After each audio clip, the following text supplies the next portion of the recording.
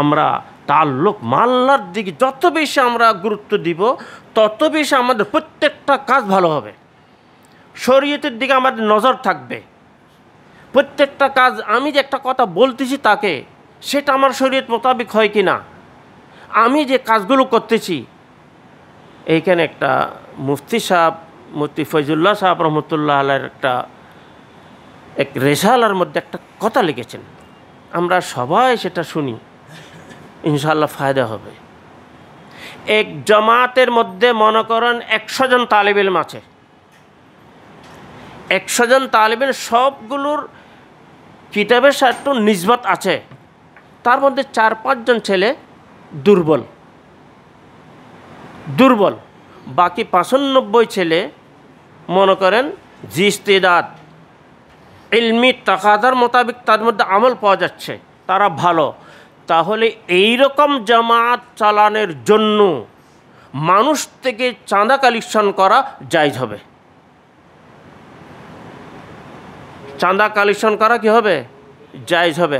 আর যদি মুআমালা যদি বরআক্স হয়, বড়ায়ে নাম জামাত অনেক বড় কিন্তু ইস্তেদাদ নাই, ইল্লা মাশাআল্লাহ আকসরিয়ত গায়র ইস্তেদাদ, তখন কিন্তু এইরকম পড়াশোনা করার জন্য মানুষের থেকে চাঁদা করা জায়েজ হবে না। হযরত মুফতি রশিদ আহমদ সাহাব লুধিয়ানভী রহমতুল্লাহ আলাইহি আহসানুল ফাতাওয়ার মধ্যে এই চাঁদার ব্যাপারে যে কথাগুলো লিখেছেন, সেই কথা অনুযায়ী যদি দেখা যায় বড় মুশকিল, আল্লাহ তাআলা হেফাজত করুক। সেই জন্য বলতেছি, আমরা সিরিফ এগুলো করতেছি ঠিক আছে, আমরা তো আমাদেরটাই আমরা খুব বাহবা বলবো। कोई आदमी अपनी छाछ को खट्टा नहीं बताता है। छाछ बुझेन तो उर्दू तो এখানে ছাঁচ চলে, মানে টক খাট্টা, ওটা খানার সাথে ওই দইয়ের মতোই হয়, দইটা গাঢ় হয়, ওইরকম না একদম খালিস পানি, ওটা খাট্টা হয়, ওটা খানার সাথে আলাদাভাবে চলে।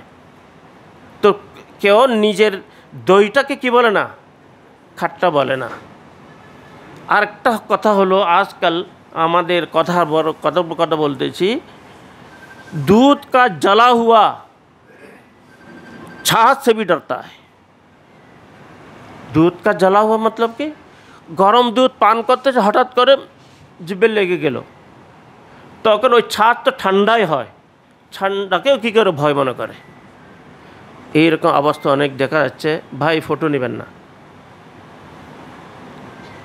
খাইর, তো কথা তো অনেক হয়ে গেছে, অনেক কথা বলেছেন। ইজতেমাই চেষ্টা করেন, খুব ভালো কথা। প্রত্যেকজন কুল্লুন আমিরু নফসিহি, আমি যে কাজগুলো করতেছি আমার কাজটা কতটুকু শরীয়তের মোতাবিক হচ্ছে, কতটুকু শরীয়তের মোতাবিক হয় না। এই জন্য আমি মুখতাসর, এই যে উলামায়ে কেরাম যারা তালিব ইলমদের পড়াচ্ছে, তাদের পড়াটা ঠিক আছে কিনা, তাদের কোরআন সহি আছে কিনা,